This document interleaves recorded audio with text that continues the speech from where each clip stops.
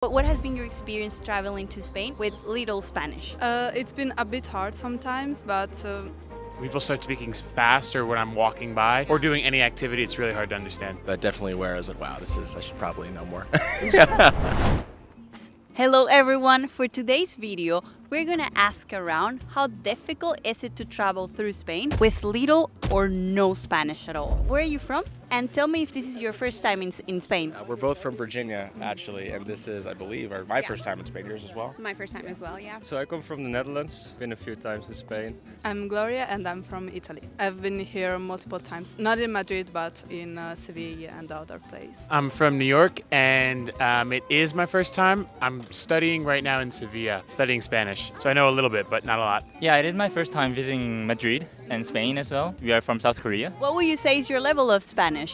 Más o menos. The favorite saying of everyone that's not so good. I can probably get by having basic conversation, but when people start speaking faster when I'm walking by or doing any activity, it's really hard to understand. Mine's very bad. Like, I speak mostly French, and it's not much then, but she speaks much more Spanish than I do. I'm actually not really used to Spain Spanish, more so like Central America. I went to Nicaragua a couple times, but it's been a long time. I would say really basic. I mean, I can converse, like, go to shop and order my stuff, and that'll be pretty much it. And how is it traveling Spain, well, with little Spanish, because you have your Spanish? It's not too bad, actually. It hasn't been horrible. For the most part, we can kind of get a gist of what's being said, and they have a gist of what we've been saying as well, so it hasn't been, like, terrible or anything. Yeah, and a lot of, most of the signage at major areas have it in both English and Spanish, which is nice, but definitely where I was like, wow, I should probably know more.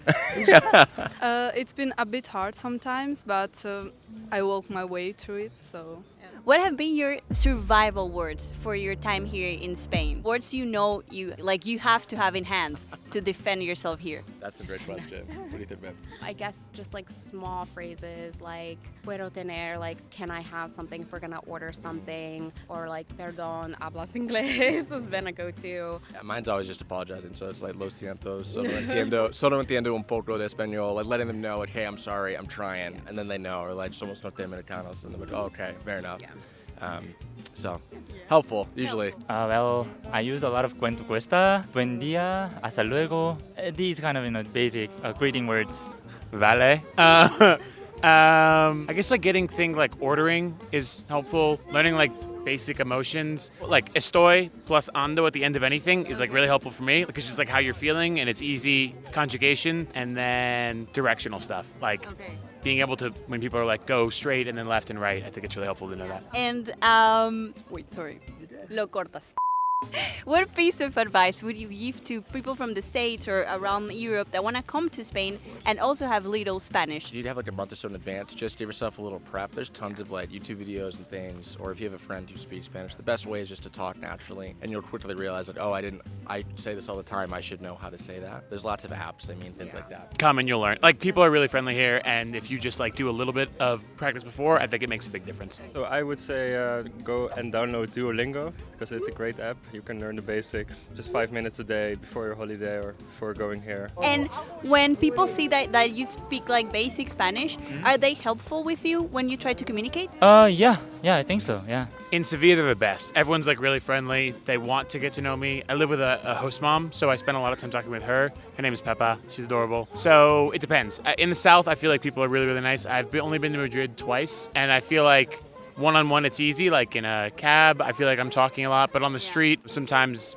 it's fast-paced. In New York, it's a little bit hard. I think they've been pretty helpful, actually. The person that we were renting our Airbnb from has been super patient, which I really appreciate. So they've been pretty welcoming. We haven't had any issues. And I'm sure it depends where you're going and what time of day. If someone's busy, they're not going to have a lot of patience. And I can't, Americans are rude, so back home we do the same thing. I totally get it. But for most folks, if you're trying to buy something or you're at a restaurant, it's oh yeah, it's all good, take your time. So no, everyone's been really welcoming. It's been great. What would you say it's Spanish people level of English when you try to communicate in English? High. I think it's high. In Madrid, super high. I feel people revert to English.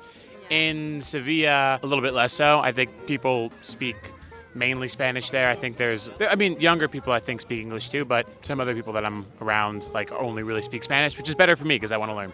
It's quite low. Almost no one spoke English to me, so I don't know. It's really low. I would say pretty good. Yeah. I think for most people that come up and speak, they're very confident, very good with it. I'd say the rate of people being bilingual or trilingual over here is so much higher. Like the joke is, if you're bilingual, you speak 2 languages. If you speak 1 language, you're American. And it's very true because everyone here is so welcoming and friendly about it. The people that I encountered were pretty young. I hadn't really had trouble speaking in English with the Madrileños. I think it's the same in many countries where the younger generation speaks English very well and the older generation has more issues. So it's the same, I think, in many countries. It's a nice way to say that it's like a medium depending with who you talk to. Okay. From your time here in Spain, how would you rate your experience from 1 to 10? 10. I really like Spain. Yeah, a 10 probably. Maybe a 9.5. I feel like a 10 is a basic answer, but I loved it. I've loved it here. I'm definitely coming back, and it's nice to be able to speak some of the language so you can know some people. So I really enjoyed it. 12 out of 10. Yeah, off the charts. It's fantastic. It's been beautiful. Definitely be coming back. Yeah. Hopefully with more Spanish vocabulary. A in the lot more future. practice under our belts. Yeah. Wait, before you leave, we want to let you know that we have been reading all of your questions and we want to answer all of them. So keep them coming because your next comment could become our next video. Okay, bye!